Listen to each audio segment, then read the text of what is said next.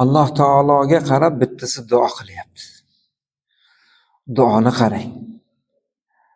Ey Robbim, agar sen meni do'zaxga soladigan bo'lsang, agar seni men tavhidingni ushladim, seni bitta dedim, senga ibodat qildim, sendan boshqaga sig'inmadim, sendan boshqani istamadim.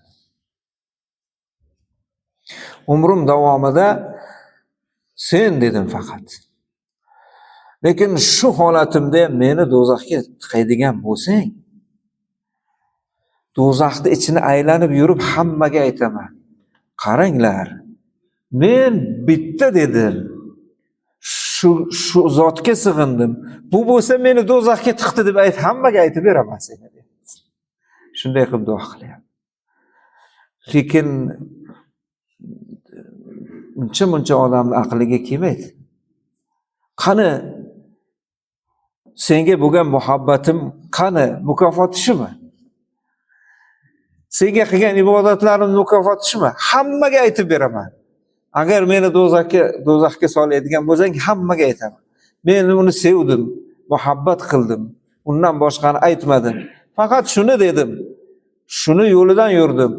Meni yana do'zaxga tiqdi bu. Qani bu zotga qilgan shuncha muhabbatimni mukofoti qani deb aytaman.